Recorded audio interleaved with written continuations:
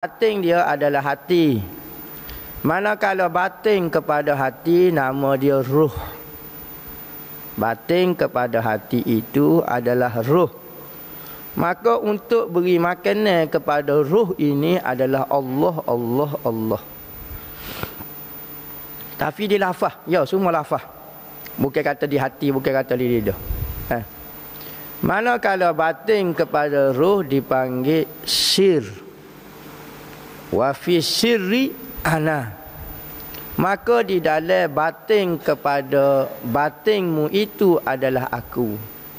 Berarti benda yang paling dalam di dalam kesedaran manusia. Manusia sedar ni setara mana? Sedar ni setara mana? Hak ni kita sedar deh. Pop demo tubuh kita. Pop. Oh tak nak gerak tubuh kita. Hati tak gerak lagi. Oh sedar kau dalam dah sikit. Top demo hati, ada lagi ruh. Sedar lagi. Dalam, paling dalam kesedaran yang paling dalam itu dipanggil sir.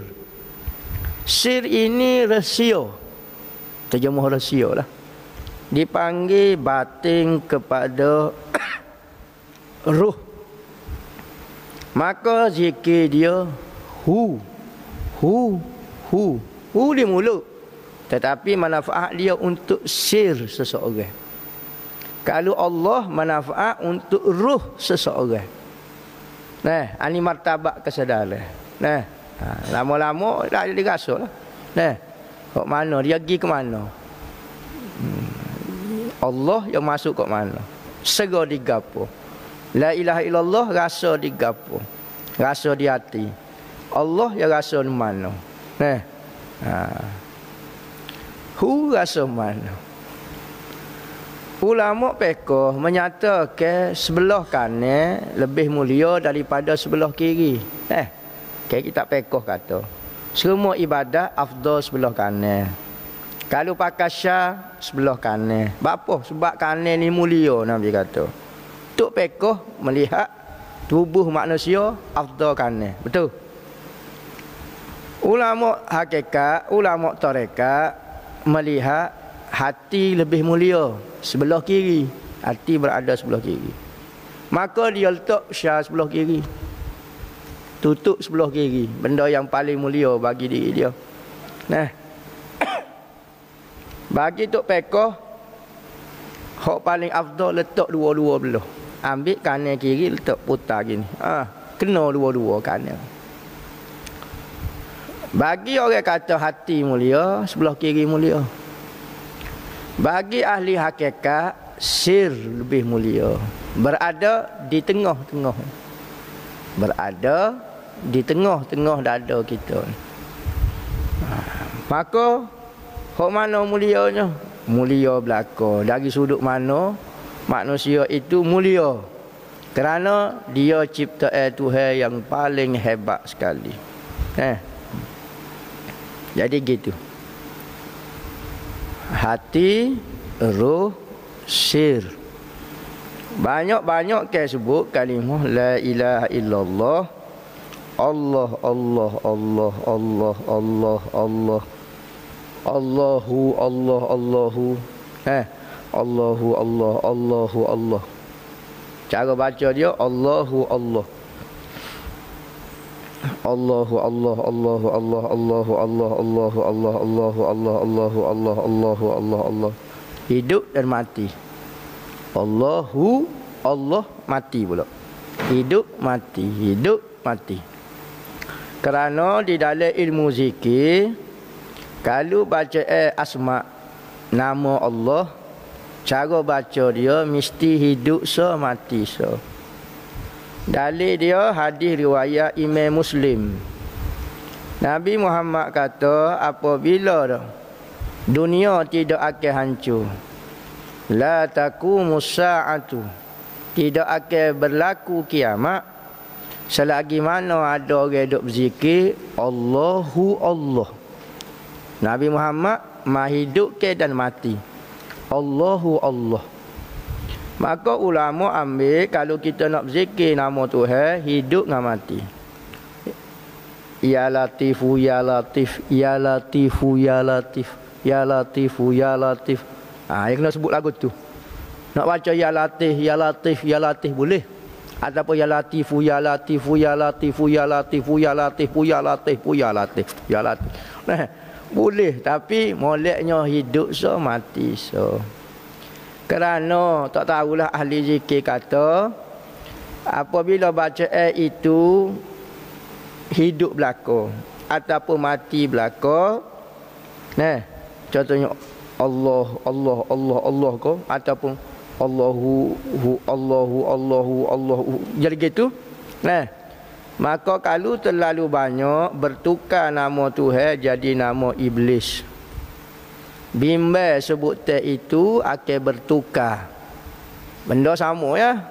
Ya latifu, ya latifu, ya latifu, ya latifu, ya latifu, ya dah pula. Nah, jadi nama tu bertukar menjadi nama bukan nama Tuhan, nama jin. Takut zikir banyak, panah pala. Bapa panah sebut nama Tuhan. Betul. Baca guano. Aduh. Jadi nama iblis. Maka panahlah pala kita. Kerana kita duduk nampak iblis lagi. Kalau kita tak nampak iblis, tak ada kecuali Tuhan belaka. Hok mari dengan rupa ke apa dia pun Tuhan nak berkenalan kita. Allah dia tu bak hakikat demo. Tetapi panah kepala dalam demonya. Maka sebab tu kena terima sebutan dia lagu tu. Maka nafas ini lebih luas daripada kedipan mata. Nafas ni lebih cepat, lebih laju daripada kedipan mata dia kata. Kelip. Cepat nafas lagi, garuk dia. Garuk. Nafas lebih cepat daripada ni kelipan mata. Setiap orang kena hargai diri dan nafas dia.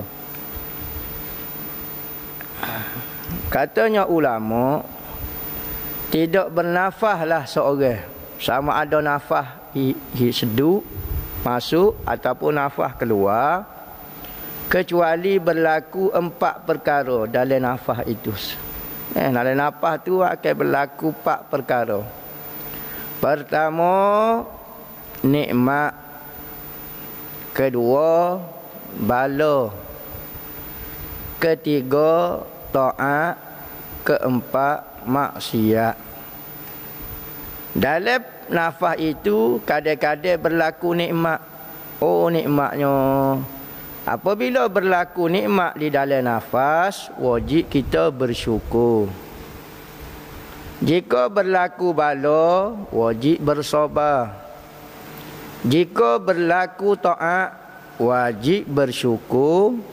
Jika berlaku maksiat, wajib bertaubat. Kadang-kadang dia gabung dua tu, nikmat dan taat. Oh, nikmat dan taat, ya. Orang ada pitih 18 juta, dia pun sedekah juta. Dia sedekah tu rasa nikmat. Allah, aku ada pitih, boleh makan banyak dah. Ui pitih kat orang pula. Dah lah taat. Taat dengan nikmat pula. Ada orang duduk semaya depan kipas. Oh, sejuk molek semaya. Taat dan nikmat berlaku serentak. Ada juga. Ada berlaku taat dan bala. Ada. Taat dengan bala boleh masuk sekali. Nampak aduh, rumah terbakar. Tapi dia taat ke Tuhan. Dia redha kepada Tuhan. Maka pada ketika itu berlaku taat dan berlaku bala pada dia. Maka taat dan bala.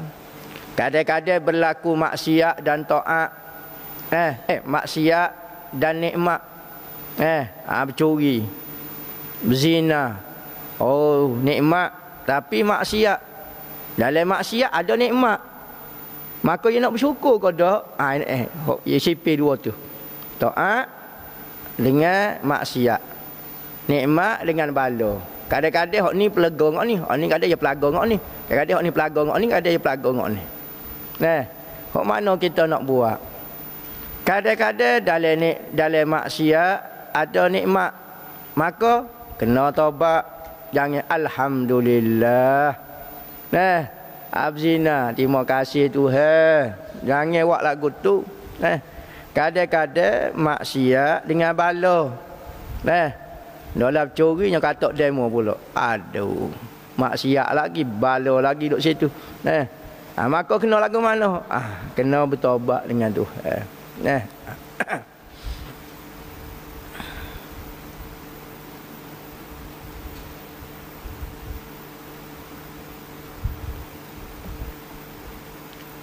Jadi katanya ulama As-Sufi Ibnu Waqtih.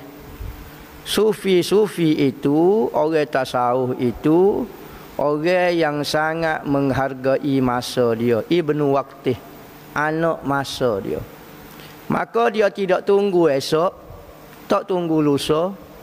Bila mu nak baca kitab, nanti esok. Bukan orang sufi. Bila mu nak beramal, nanti jadi tok guru kamu nak beramal. Tu bukan orang sufi. Orang sufi ni orang yang menghargai masa.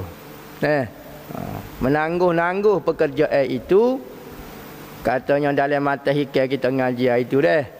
Min ra'unatin nafs. Daripada rak-rak perangai buruk nafsu kamu. Menangguh-nangguh. Takut waktu hak mu tangguh tu mu sibuk juga pula pun. Tarakab. Jangan kamu menunggu-nunggu. Menanti-nanti. Akan kosongnya makhluk. Yakni waktu kosong. Waktu makhluk tak mengganggu kamu. Jangan tunggu waktu tu. Kerana makhluk memang tabiat dia. Dia tidak akan lepas ke kamu bersama Tuhanmu. Tak ada. Kalau dia ada, dia tak akan beri peluang kepada kamu. Jangan kamu tunggu waktu-waktu ataupun menanti waktu kosongnya makhluk. Kosongnya gangguan. Aghyar ni asal daripada kalimah ghair. Ghair maknanya selain Tuhan. Mu jangan cari masa mu boleh duduk senyap dengan Tuhan. Tak ada. Tak ada. Papa ni nanti tenang budak tidur. Budak tu bukan lain pula. Dia sore nafsu pula. Nak tidur, nak gapo dia. Jangan tunggu waktu manusia, makhluk akan beri kebebasan untuk kamu berdua dengan Tuhanmu. Tak ada. Fa inna zalika, kerana demikian itu, yakni menanti-nanti waktu kosong itu.